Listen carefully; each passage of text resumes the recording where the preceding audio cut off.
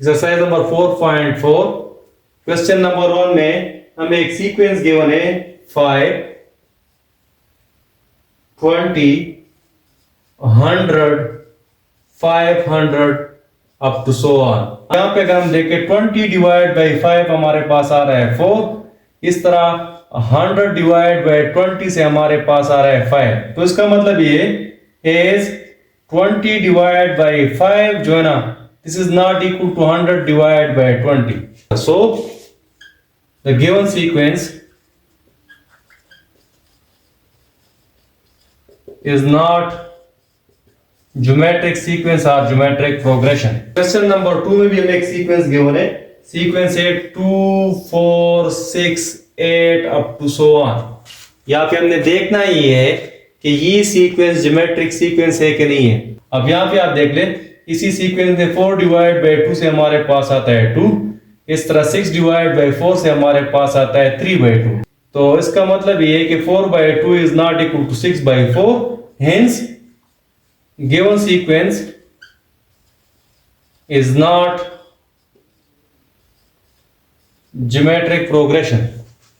यहां पे आप देख ले 9 divide by 4 whole divide by 3 by 2 से हमारे पास आ रहा है। इसको सिंप्लीफाई करेंगे तो इससे हमारे पास आ जाएगा 3 बाई 2। इस तरह 27 divide by 8 whole divide by 9 by 4 से हमारे पास आ रहा है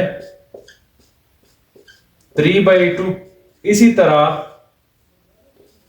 81 divide by 16 whole divide by 27 by 8 से भी हमारे पास 3 बाई 2 आ रहा है। तो इसका मतलब ये कि इसी सीक्वेंस में अगर हम किसी भी दो कंसेक्यूटिव टर्म का कॉमन रेशियो लेते हैं तो वो सेम आ रहा है as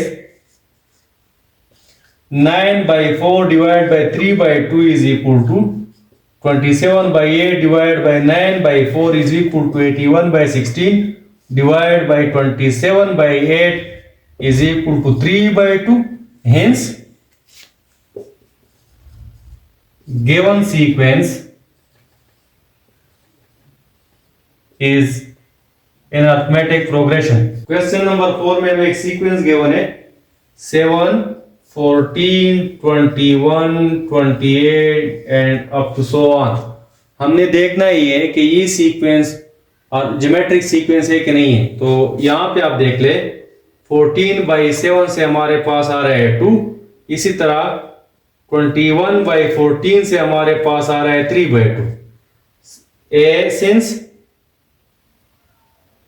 14 by 7 is not equal to 21 by 14. Hence, given sequence is not a geometric sequence or geometric progression. Question number 5. Given that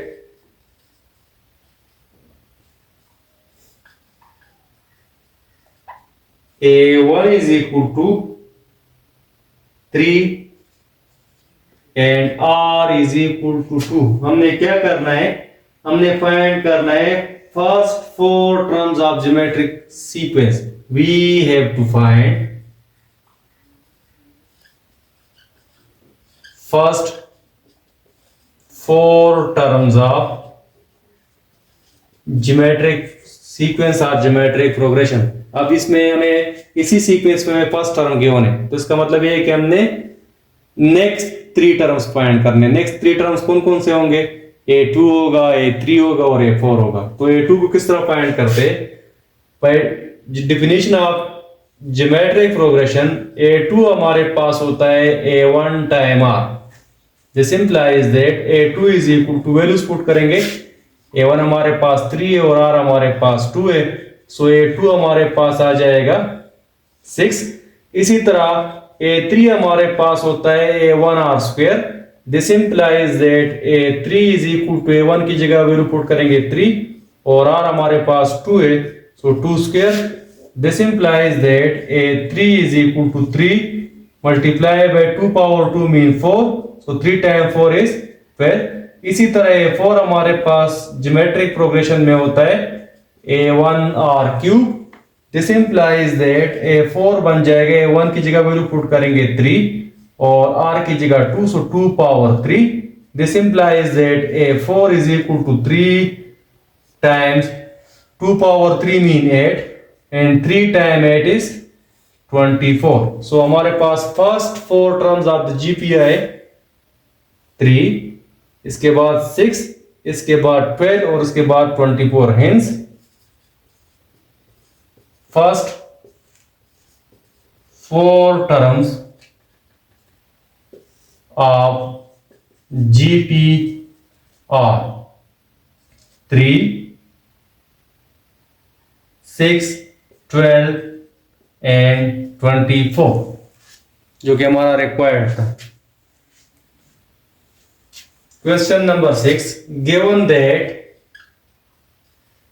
A1 is equal to 27 and R is equal to -1/3. एक sequence है, geometric sequence, जिसका पहला term 27 है और common ratio हमारे पास है -1/3. हमने क्या करना है, इसी सीक्वेंस के हमने फर्स्ट 4 टर्म्स फाइंड करने. We have to find first 4 terms of given geometric progression. For this is first term हमें गिवन है, तो हमने नेक्स्ट टर्म इसका हो गया A2 फाइंड करना है. A2 हमारे पास होता है A1 time R.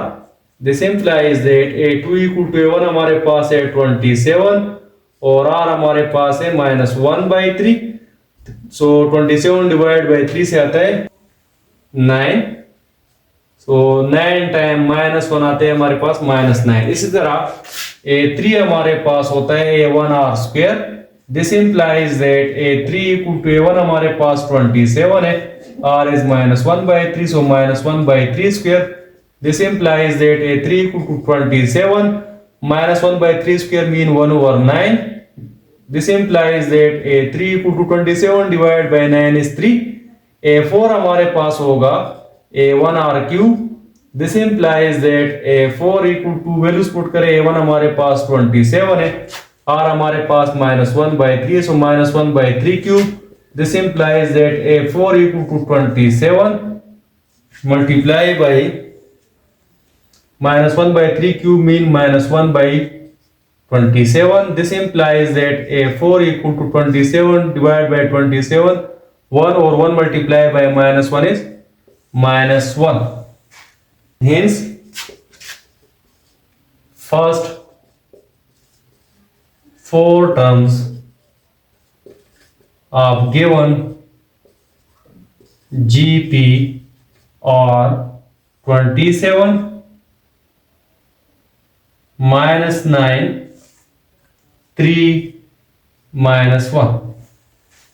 Question number 7, given that A1 is equal to 12, R is equal to 1/2. यहाँ पे हमने क्या करना है, first 4 terms of GP find करना है. We have to find first 4 terms of given GP. For this is A2 हमारे पास होता है A1 R. This implies that A2 equal to A1 हमारे पास है 12, R हमारे पास है 1/2. So this implies that A2 equal to 12 divide by 2 is 6. A3 हमारे पास होता है ज्योमेट्रिक प्रोग्रेशन में A1 R square. This implies that A3 equal to values put करें तो A1 हमारे पास 12 है और R हमारे पास 1/2 है, so 1/2 whole square. This implies that A3 equal to 12 multiply by 1/4. 12 divide by 4 से हमारे पास आता है 3. सो थर्ड टर्म हमारे पास आया 3. A4 हमारे पास होता है A1 R cube. This implies that A4 is equal to A1 हमारे पास है 12, R हमारे पास है 1/2, सो 1/2 cube. This implies that A4 equal to 12 multiplied by 1/2 cube mean 1/8. This implies that A 4 is equal to, इसको सिंप्लीफाई करेंगे दोनों 4 से डिवाइड हो सकते हैं, तो इससे 3 आ जाएगा, इससे 2. This implies that A 4 equal to 3 divide by 2. Hence, first 4 terms of given GP are 12, 6, 3 and 3 divided by 2. Question number 8. Given geometric progression is 90, 30 and 10 up to so on. अब इसी सीक्वेंस में अगर आप देखें तो हमारे पास पहला टर्म है 90, दूसरा टर्म हमारे पास 30 है एंड तीसरा टर्म हमारे पास है 10. यहाँ पे हमने क्या करना है, हमने इसी सीक्वेंस के नेक्स्ट 2 टर्म्स को फाइंड करने. नेक्स्ट 2 टर्म्स कौन से बनेंगे, A3 के बाद हमारे पास होता है A4 और A5, तो हमने A4 और A5 को फाइंड करना है.